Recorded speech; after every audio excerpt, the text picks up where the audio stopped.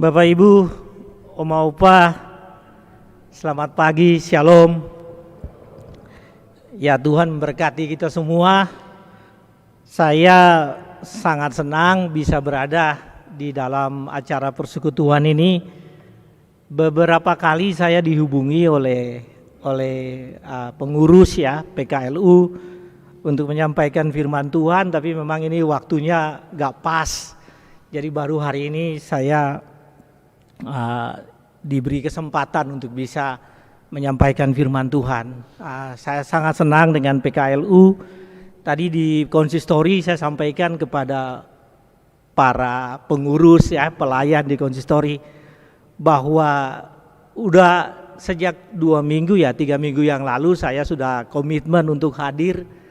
Tapi kemarin sore itu saya di WA bahwa hari ini pagi ini jam 9 ada meeting besar yang saya harus hadir karena ada 2 orang asing yang hadir, dan 1 dari New Zealand, 1 dari Singapura, dan saya harus ada di sana. Tapi tadi malam saya langsung katakan tidak, saya nggak hadir. Konsekuensinya berat, saya bilang konsekuensi apapun saya nggak bisa hadir begitu. Ternyata pagi-pagi saya baca WA lagi dan saya tutup WA, saya nggak mau baca lagi. Pagi-pagi saya baca WA, ternyata saya diizinkan untuk hari ini nggak ke kantor. Jadi dari Bogor maksudnya kerja. Meskipun nanti setelah ibadah ini saya akan ke Jakarta untuk rapat dengan mereka. Nah, Bapak Ibu, saudara-saudara sekalian, dalam 2-3 hari ini ya kita sudah baca dari Daniel ya. Jadi kita udah tahu dari pasal 1 sampai bacaan kita hari ini. Tadi pagi saya percaya Bapak Ibu, Oma Opa sudah membaca juga dari Daniel, sehingga sudah paham betul mengenai latar belakang, mengenai perikop yang kita baca ini. Nah, ada hal yang menarik yang terkait dengan perikop kita hari ini, yaitu tentang identitas Kristiani, ya, identitas orang Kristen di tengah-tengah dunia ini. Dan biasanya kita sering mendengar bahwa identitas Kristen itu adalah identitas yang aktif, ya. Jadi identity yang bukan disimpan dan disembunyikan, tapi identitas yang diekspresikan. Itu adalah identitas Kristen. Makanya kalau ada orang Kristen yang sembunyikan identitasnya, dia nggak betul, dia bukan orang Kristen yang sejati. Christianity atau kekristenan itu adalah sesuatu yang terungkap keluar. Nah, Rasul Paulus mengatakan bahwa kamu adalah warga negara di dunia ini. Tapi pada saat yang sama, kamu adalah warga negara surgawi. Apa yang sering orang sebut dual identity. Dual identity. Sebagai orang Kristen, tetapi pada saat yang sama sebagai warga Bogor. Apakah kota Bogor ataukah Kabupaten Bogor. Jadi Bapak Ibu, saudara-saudara sekalian, konsekuensi atau dampak atau akibat dari dual identity. Jadi hari ini kita ingat dual identity. Sebetulnya bukan dual, multiple identity. Jadi kita orang Kristen itu multiple identity. Identitas yang banyak, yang pada saatnya kita mainkan identitas tertentu, tapi identitas itu semua melekat pada kita, yang membuat kita itu aktif dan terekspos, ya, terhampar, terbuka bagi orang lain. Nah, Bapak Ibu, saudara-saudara sekalian,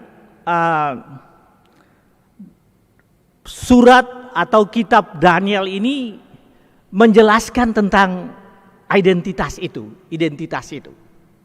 Dan hari ini kita akan melihat ya, identitas yang membuat kita harus hidup memuliakan Tuhan dan hidup yang bermanfaat di tengah-tengah kehidupan kita. Identitas yang membuat kita semakin memuliakan Tuhan, bersyukur, menghormati dan menyembah Tuhan. Tapi di satu sisi yang lain, identitas yang membuat kita berguna dan bermanfaat di dalam kehidupan kita. Ya. Jadi itulah yang disebut dengan identitas, dan mari kita lihat kebenaran firman Tuhan ini. Bapak Ibu, kita udah mengikuti di Sabda Bina Umat sejak kemarin, tadi pagi kita udah membaca Sabda Bina Umat, dan mari kita melihat kekayaan firman Tuhan dari Daniel pasal 2 ayat 46 ya sampai dengan 49 ini. Bapak Ibu saudara-saudara sekalian, hal yang pertama mengenai dual identity, mengenai identitas kita sebagai opa-oma yang Kristen, ya.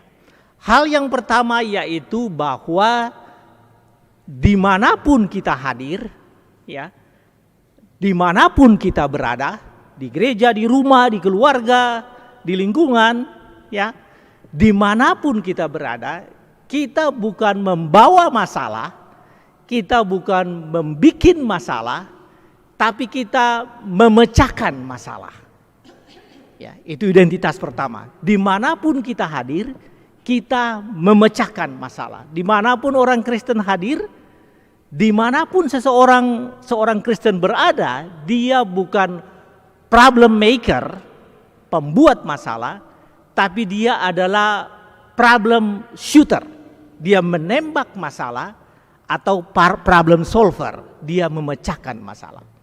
Pesan firman Tuhan yang pertama, jadilah pemecah masalah. Jadilah seseorang yang menyelesaikan masalah, bukan seseorang yang membuat masalah. Itu firman Tuhan pertama pada pagi hari ini. Saudara-saudara sekalian, mari kita melihat kebenaran firman Tuhan ini. Jadi tadi saya percaya bahwa kita udah tahu ini perikop yang kita baca dari 46 sampai 49 ini adalah bagian akhir dari satu cerita yang sangat menarik, yaitu bahwa Raja Nebukadnezar bermimpi, ya, dan mimpinya itu mengerikan, ya, yang dijelaskan di dalam firman Tuhan ini, bahwa ada patung besar dengan ciri-ciri patungnya itu, ya, tapi kemudian patungnya berantakan, ya, dan yang luar biasa dari cerita ini, Bapak dan Ibu bisa membayangkan nggak? Kalau Anda perhatikan firman ini lalu Anda membayangkan ini Raja Nebukadnezar ini cari-cari persoalan, dan persoalan yang sangat luar biasa. Dan apa itu Bapak Ibu? Dia bermimpi, dia panggil semua orang hebat, ya. Disebutkan di sana ahli nujum, ahli sihir, orang yang berpengetahuan, orang yang berilmu, dan astrologer. Astrologer itu yang dalam bahasa kita di sini Alkitab disebut orang kasdim, ya. Jadi orang-orang dalam pengertian perikop kita ini, orang kasdim itu para astrolog, orang-orang pintar, baik pintar pengetahuan, sains, maupun pintar dalam hal ilmu kebatinan. Ya, jadi dia panggil semua, dan yang luar biasa, Nebukadnezar meminta mereka menjelaskan apa mimpinya, memberitahukan apa itu mimpinya, dan menjelaskan artinya. Saudara bisa bayangkan nggak? Bahwa Ibu bisa bayangkan nggak? Seseorang bermimpi lalu bilang, tadi malam mimpi saya apa ya? Nggak ada yang tahu Bapak dan Ibu. Dan itulah masalah atau persoalan yang dihadapi oleh Nebukadnezar. Dia menghadapi hal itu dan dia bertanya, dan dia katakan, kalian para ahli ini hanya killing time, membunuh waktu, karena nggak mau menjawab apapun yang dia sudah perintahkan. Karena apabila tidak bisa menjawab, maka konsekuensinya semua orang tadi dibunuh, ya, dihabiskan, tidak boleh ada di tengah-tengah kerajaan itu, Babilonia. Nah, saudara-saudara sekalian, inilah masalah.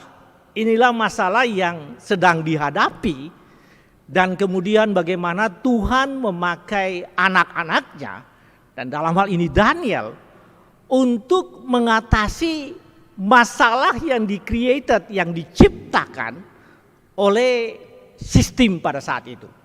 Jadi ada masalah, lalu kemudian gak ada orang yang bisa memecahkannya.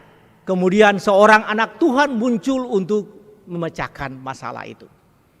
Nah Bapak Ibu, ini yang saya sebutkan dengan bukan problem maker tapi problem shooter atau problem solution, ya. Orang problem solver, orang yang menyelesaikan masalah. Nah Bapak Ibu, saudara-saudara sekalian, mari kita melihat bagaimana Daniel memecahkan masalah itu. Dan kalau saudara-saudara memperhatikan di ayat-ayat ini, ya, maka apa yang dilakukan Daniel, yaitu dia mengambil sikap untuk mau menyelamatkan Babilonia. Orang-orang yang berada di Babilonia itu, dia mengambil sikap, dia melihat bahwa ini krisis. Ini krisis besar. Dan apabila terjadi pembunuhan, maka ini krisis kemanusiaan yang sangat besar. Ya.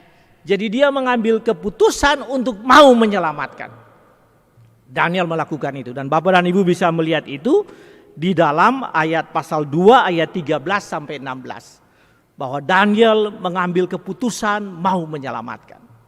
Nah kadang-kadang kalau kita menghadapi masalah-masalah seperti ini, kita nggak mau peduli ya. Kita nggak mau peduli ya, biarin aja lah, itu kan masalah mereka. Dan tidak mau mengambil sikap untuk mau menyelesaikan. Tapi Daniel melakukan hal itu. Dia melihat ini krisis dan dia mengambil sikap itu. Dan saudara, di dalam ayat pasal 2 ayat 17, apa yang dikatakan di sana bahwa dalam pasal 2 ayat 17, setelah dia mengambil sikap itu, yang dia lakukan yaitu dia memberitahukan itu kepada teman-temannya dan mohon didoakan. Jadi dia sampaikan ke Sadrak, Mesa dan Abednego, dan dia minta mereka mendoakan. Mereka mendoakan bersama-sama. Saudara perhatikan ini, bahwa sikap yang dilakukan Daniel pertama ketetapan hati dulu, resolusi di dalam hatinya bahwa dia mau memecahkan persoalannya. Ini problem, ini masalah, dan saya mau ikut memecahkan masalah itu. Nah, the second step, setelah step yang pertama itu, maka yang kedua yang dia lakukan, dia membawa itu di dalam persekutuan. Dia lihat masalah besar dan dia bawa itu ke dalam persekutuan dalam bentuk sharing dan membagikan kepada teman-temannya. Sadrak, Mesadon, tolong doakan dong. Ini masalah besar ini, kita harus mendoakan. Dan di dalam 2 ayat 17, ya, 2 ayat 17 dikatakan bahwa mereka mendoakan itu, ya. 2:17 dikatakan, kemudian pulanglah Daniel dan memberitahukan hal itu kepada Hananya, Misael dan Asaria, yaitu Sadrak, Mesa dan Abednego, teman-temannya. Dengan maksud ayat 18, supaya mereka memohon kasih sayang kepada Allah semesta langit. Jadi supaya mereka bergumul, mereka mendoakan itu. Dan Bapak Ibu sekalian, hal yang ketiga yaitu Daniel mengandalkan Allah. Jadi Daniel datang dan mereka berdoa, dan malam hari itu Daniel mengaku menyampaikan kepada Tuhan, dan malam hari itu Tuhan Allah memberitahukan mengenai mimpi Nebukadnezar kepada Daniel. Dan apa artinya? Tentu saja.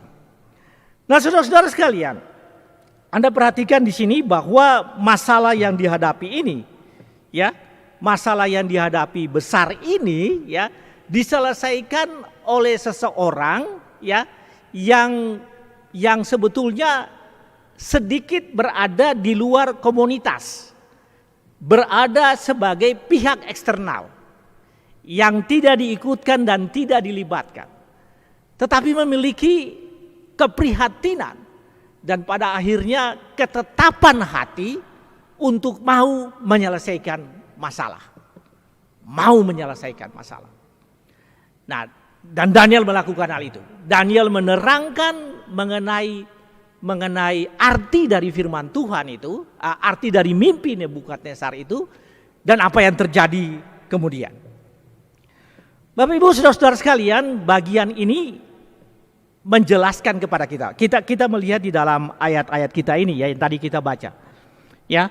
Kemudian ayat 46 mengatakan begini, lalu sujudlah Raja Nebukadnezar serta menyembah Daniel yang juga dititahkannya mempersembahkan korban dan babauan kepadanya.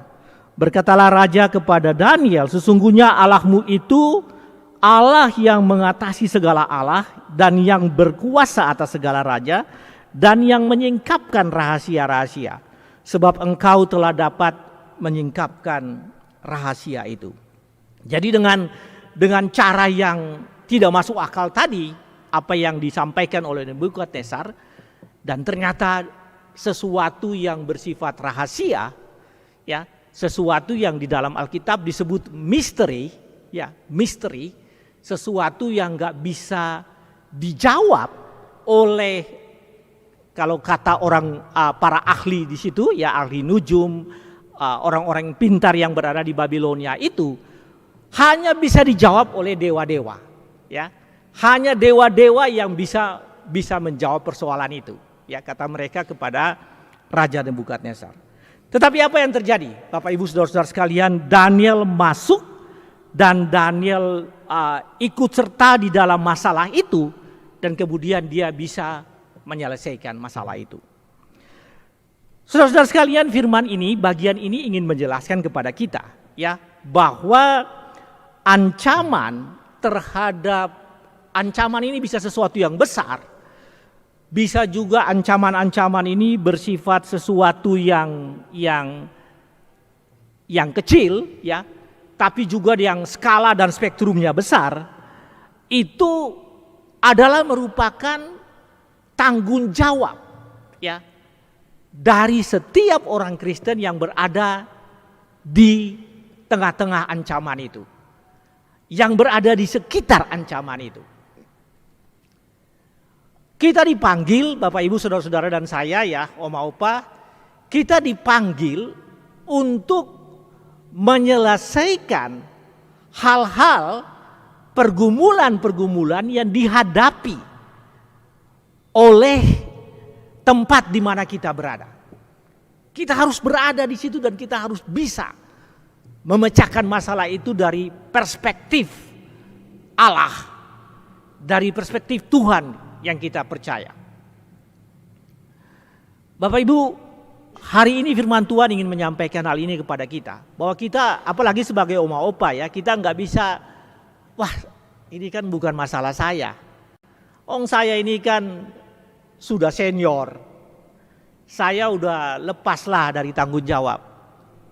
Di Malaysia dikatakan laskar tak berguna gitu, ya. Saya ini kan udah senior, udah 80-an, saya nggak bertanggung jawab lagi. Saudara, itu bukan panggilan kita sebagai orang Kristen. Tadi saya sampaikan orang Kristen itu aktif. Dan karena itu kita dipanggil untuk menyelesaikan masalah-masalah. 3 minggu lalu, Bapak Ibu, selama 2 minggu saya bergereja di satu gereja yang namanya Anglican Village Church. Jadi gereja Anglikan tapi dia pakai kata village atau desa di pinggir kota di Sydney. Jadi saya berada di sana dan saya hadir di sana ibadah dengan istri saya. Kami berdua hadir selama 2 minggu dan saya cukup kaget, Bapak Ibu. Apa yang terjadi? Begitu ibadah mulai 1-2 lagu kemudian doa syafaat. Dan saya begitu kaget ketika doa syafaat, ya, mereka berdoa selama 2 minggu itu secara serius untuk 2 hal. Yang saya melihat jarang kita memperhatikan hal itu. Hal yang pertama, mereka berdoa untuk Afghanistan.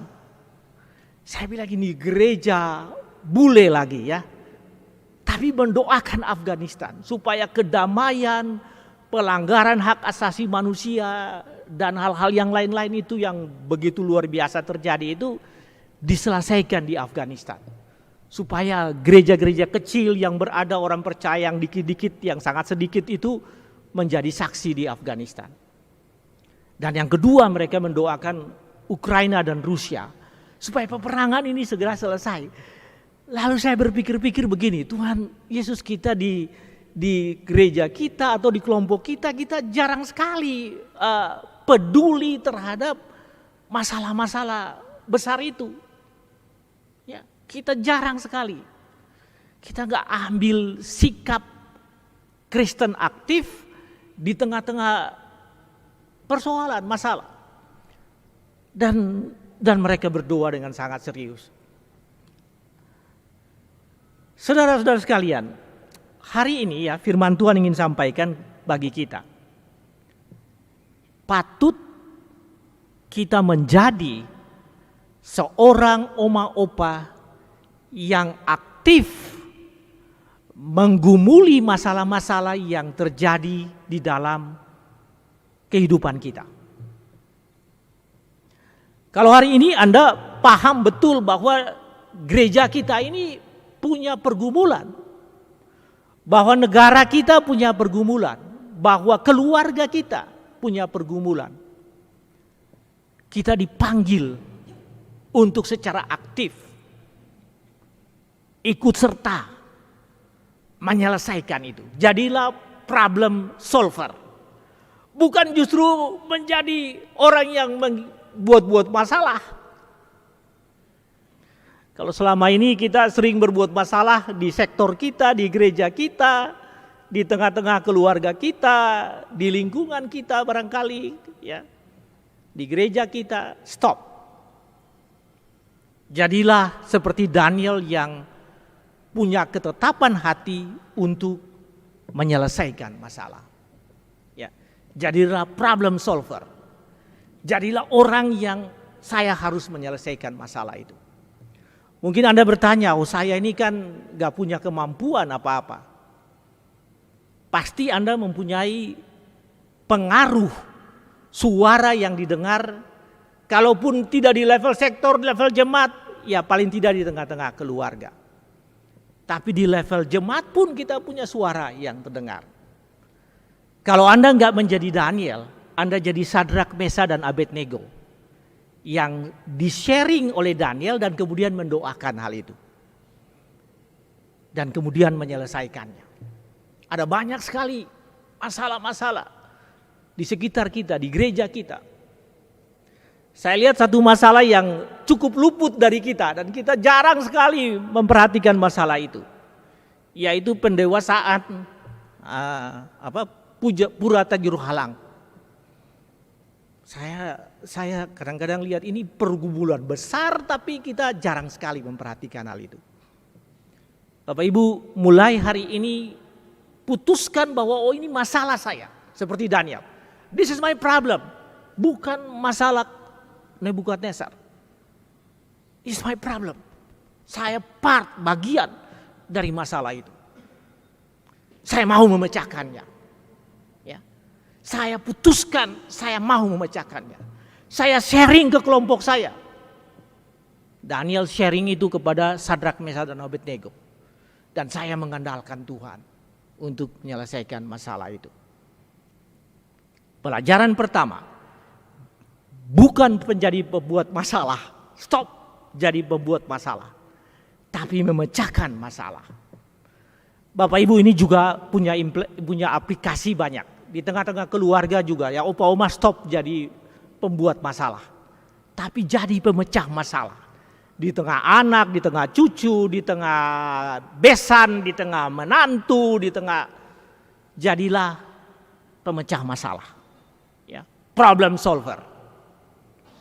Karena itulah bagian dari identiti kita sebagai orang Kristen.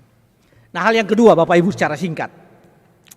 Mari kita lihat di dalam ini. Jadi apa yang dilakukan Daniel? Di ayat-ayat ini apa yang dilakukan Daniel yaitu Daniel menceritakan tentang mimpi itu, dan kemudian Daniel membawa dampak dan hasil yang dia sampaikan kepada Nebukadnezar itu bagi kemuliaan nama Tuhan. Ya, bagi kemuliaan nama Tuhan. Nah, Bapak Ibu Saudara-saudara, nanti hati-hati membaca bagian ini ya. Saya ingin kita memperhatikan bagian ini harus Anda perhatikan betul. Jangan sampai kita salah dari ayat-ayat yang ada di sini. Jadi yang dilakukan Daniel yaitu Daniel menyatakan kemuliaan Tuhan. Setelah dia menyelesaikan masalah tadi, dia menyatakan kemuliaan Tuhan. dia membebaskan pikiran dan kehendak hatinya untuk membuat supaya Tuhan semakin dimuliakan. Ya. Bahasa sederhananya begini Bapak dan Ibu. Dengan peristiwa ini Daniel memproklamasikan kemuliaan Tuhan.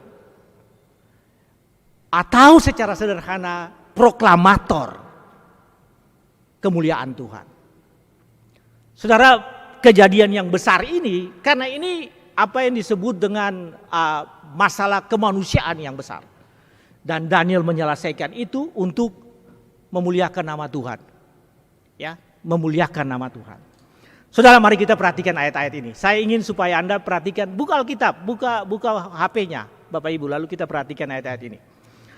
Kalau Anda memperhatikan di sini ya saudara, ayat-ayat ini mengatakan, ayat 46 mengatakan begini. Lalu sujudlah Raja Nebukadnezar serta menyembah Daniel. Pertama saya ingin Anda memperhatikan kata menyembah. Saudara, menyembah di sini bukan worship. Menyembah di sini bukan menyembah Tuhan. Seperti kata yang kita pakai untuk menyembah Tuhan. Kata itu enggak pas untuk Daniel. Menyembah itu kan hanya untuk Tuhan. Tapi maksud kata menyembah di sini ya Bapak dan Ibu, saya berikan contoh.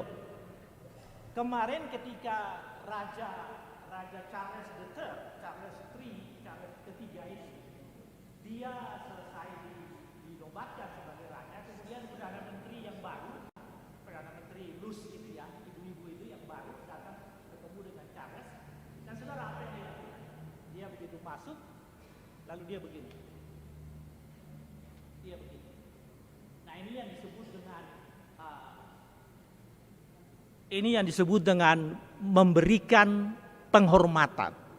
Ya, memberikan penghormatan. Memberikan penghormatan. Dia respect dan memberikan penghormatan. Nah, itu yang berarti. Jadi bukan Daniel disembah. Ya, bukan Daniel disembah. Nah, yang kedua Anda perhatikan di sini. Lalu Daniel, ayat 46 tadi ya. Yang kedua Anda perhatikan di ayat 46, kemudian dititahkannya mempersembahkan korban dan bau-bauan kepadanya. Jadi bukan mempersembahkan korban. Ya, Daniel nggak mau merampas kemuliaan Tuhan. Ini bukan mempersembahkan korban. Tetapi di sini berarti memberikan hadiah, ya, memberikan hadiah kepada Daniel. Hadiahnya itu bermacam-macam. Kemudian pada ayat 48, saudara perhatikan di ayat 48 dikatakan lalu raja memuliakan Daniel. Ini juga raja memuliakan Daniel ayat 48. Nah, memuliakan di sini kalau Anda membaca ini artinya mempromosikan Daniel. Ya, raja mempromosikan Daniel. Jadi maknanya itu bukan menyembah, memuliakan, tetapi raja mempromosikan Daniel. Saudara sekalian, budaya kerajaan pada saat itu adalah demikian. Tetapi apa yang dilakukan Daniel? Dia setelah mendapatkan status baru sebagai gubernur dari Babel, ya, Babel itu semacam ibu kotanya Babilonia. Kerajaan Babilonia itu begitu besar ya, dan Babel sendiri itu adalah semacam pusat kerajaannya dan kemudian diberikan kepada Daniel. Tetapi dikatakan di sini bahwa Daniel dengan izin raja Daniel memberikan itu kepada Sadrak, Mesa dan Abednego. Bapak Ibu, ayat-ayat ini ingin menyampaikan begini. Bahwa apa yang dilakukan oleh Daniel, ya, dia tidak mengambil itu untuk menjadi dirinya sebagai sesuatu yang menjadi sentral, ya, dirinya sebagai sentral. Tetapi Tuhan yang menjadi sentral. Ya, kadang-kadang kalau orang sudah berhasil di dalam sesuatu, ya, maka dirinya yang menjadi sentral. Dirinya yang menjadi diutamakan. Dalam bahasa yang lebih sering kita dengar, mengambil kemuliaan Tuhan menjadi milik dirinya. Bukan memuliakan Tuhan, tetapi mengambil menjadi dirinya. Menjadi memuliakan dirinya. Dan ternyata Daniel tidak demikian. Bahkan apa yang dilakukan Daniel, dia dikasih jabatan begitu hebat, ya, gubernur DKI umpamanya. Dia menyerahkan itu kepada ketiga saudaranya. Udahlah, saya nggak usah. Tapi Daniel tetap tinggal di istana. Dan dia menyerahkan itu kepada Sadrak, Mesa, dan Abednego. Nah saudara, nanti kalau Anda baca di dalam pasal 5 ayat 17, pasal 5 tentang Raja Belsyazar. Raja Belsyazar itu adalah raja yang menggantikan Nebukadnezar, dia anaknya Nebukadnezar. Dalam suatu perjamuan yang begitu besar, ya, Raja Belsyazar memerintahkan supaya perkakas-perkakas yang dari emas yang dibawa dari Yerusalem ke Babilonia itu dibawa ke perjamuan itu, dan mereka menggunakan gelas-gelas emas itu, ya, untuk cawan-cawan emas itu untuk pesta pada malam hari itu. Dan tiba-tiba selagi ada perjamuan itu muncul tangan dan menulis di dinding, ya. Anda tahu itu, ya. Persin, ya, tekel persin, menel tekel persin. Hari ini juga, dan kemudian Daniel dipanggil untuk menginterpretasikan itu. Kemudian raja mengatakan begini ke Daniel, kalau kamu bisa mengartikan ini, kamu akan diberikan baju ungu dan diangkat sebagai bagian yang penting dalam kerajaan. Tapi Daniel mengatakan begini, raja biarlah memberikan itu kepada orang lain. Tapi apa yang disampaikan raja ini, apa yang dialami raja ini, saya akan mengartikan hal itu. Dan kemudian dia mengartikan hal itu. Saudara, Anda perhatikan nanti di Daniel 5 ayat 17, dan itu sangat menarik. Tekel ufrasin itu, ya. Nah Bapak Ibu Saudara-saudara sekalian, maksudnya apa firman Tuhan bagian kedua pada hari ini? Ingin menyampaikan begini, seringkali dengan keberhasilan kita harusnya kita memproklamirkan kemuliaan Tuhan, tapi yang kita lakukan adalah kita memproklamirkan dan membesarkan kemuliaan diri kita sendiri, ya. Dan itu seolah-olah kita merampas apa yang menjadi hak Tuhan. Dan di dalam surat Daniel ini, kitab Daniel ini, Anda kalau baca dari awal sampai pasal 12 terakhir, Anda melihat bagaimana Daniel punya sikap bahwa Tuhanlah yang diutamakan. Nah saudara-saudara sekalian, apa artinya bagi kita? Firman Tuhan pada pagi ini membuat kita berpikir, ya, merenung. Apakah dengan keadaan saya, dengan posisi saya masih memproklamirkan kemuliaan Tuhan atau enggak? Ya. Apakah saya sebagai opa oma ini saya masih memproklamirkan kemuliaan Tuhan atau enggak? Saya masih bahasanya itu begini Bapak dan Ibu, bahasanya itu menggembar-gemborkan, ya, menggembar-gemborkan. Jadi proclaim itu kan begini, ya, proclaim. Ini lebih dari itu, saudara sekalian, menggembar-gemborkan, ya, supaya orang tahu tentang Allah kita, orang memuliakan Tuhan dengan apa yang kita alami. Nah, firman Tuhan hari ini menyampaikan kepada kita, pertama adalah problem solver, yang kedua menjadi proklamator kemuliaan Tuhan. Dan Bapak dan Ibu, Anda bisa melakukan tugas sebagai proklamator kemuliaan Tuhan ini dalam hal-hal yang sederhana.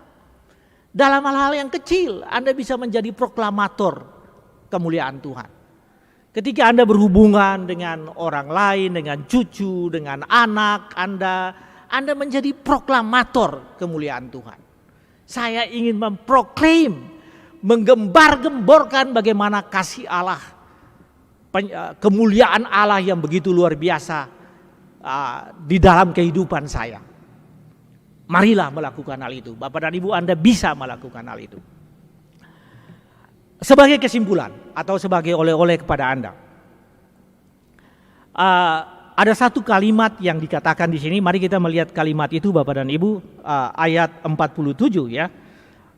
Ayat 47 mengatakan begini, berkatalah raja kepada Daniel, sesungguhnya Allahmu itu adalah Allah yang mengatasi segala Allah dan yang berkuasa atas segala raja dan yang menyingkapkan rahasia-rahasia, sebab engkau telah dapat menyingkapkan rahasia itu. Jadi Daniel berperan sebagai penyingkap rahasia. Penyingkap rahasia. Tuhan yang menyampaikan itu, tapi Daniel melakukan menyingkapkan rahasia. Nah Bapak Ibu, di dalam surat Efesus 6 kali Rasul Paulus menyampaikan hal ini. Rasul Paulus mengatakan begini, bahwa yang dulu merupakan rahasia, yang dulu adalah rahasia, dan Paulus menggunakan kata rahasia itu misteri. Sesuatu yang misteri bukan misteri lagi. Dan rahasia itu apa? Rahasia itu yang bukan rahasia lagi, yaitu bahwa Kristus telah datang ke dunia ini untuk menyelamatkan setiap orang percaya. Saudara, kata rahasia ini adalah kata yang terungkap di dalam Alkitab, dan di sini dikatakan bahwa di tangan Tuhan, di dalam Tuhan, sesuatu yang misteri bukan lagi misteri. Dan pada hari ini Bapak dan Ibu sekalian, kita dipanggil untuk mengungkapkan apa yang rahasia dan bukan rahasia lagi. Apa yang misteri dan bukan misteri lagi. Dan apa itu? Itu adalah kehidupan kita sehingga orang lain menjadi percaya kepada Tuhan Yesus Kristus. Sesuatu yang rahasia, bukan rahasia lagi. Kalau dulu itu misteri, bagaimana bisa Allah datang ke dalam dunia ini dan Tuhan Yesus datang ke dalam dunia ini? Yang rahasia bukan menjadi rahasia. Yang bagi Nebukadnezar rahasia bukan lagi menjadi rahasia bagi Tuhan, bagi Daniel. Yang rahasia bagi dunia ini, kita ungkapkan itu, bahwa kita bagian dari proses yang disebut rahasia tadi, misteri tadi. Dan misteri itu adalah misteri keselamatan. Bapak Ibu, Anda hanya menjadi problem solver. Saudara hanya menjadi seseorang yang bisa menyelesaikan masalah. Anda hanya menjadi proklamator kasih Allah. Apabila Anda menerima misteri itu. Dan misteri itu apa?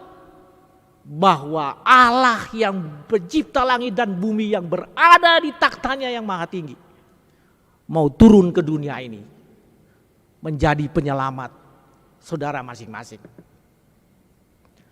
Bapak Ibu, meskipun sudah senior ya, hal itu harus menjadi tetap pegangan dalam hidup saya. Pegangan dalam Bapak Ibu, bahwa saya bisa berperan aktif sebagai orang Kristen ini, sebagai seseorang yang tadi dalam lagu Mars PKLU, tubuh udah lemah ini ya, kekuatan sudah nggak ada ini, tetapi meluap, menggembar-gemborkan untuk menyampaikan misteri Tuhan, bahwa Tuhan sangat mengasihi kita. Allah sangat mengasihi kita semua sehingga kita bisa ya diselamatkan. Tapi yang kedua tadi tambahan, menjadi pelaku-pelaku yang memecahkan masalah dan menjadi proklamator kasih Allah di tengah-tengah lingkungan kita. Tuhan Yesus berkata,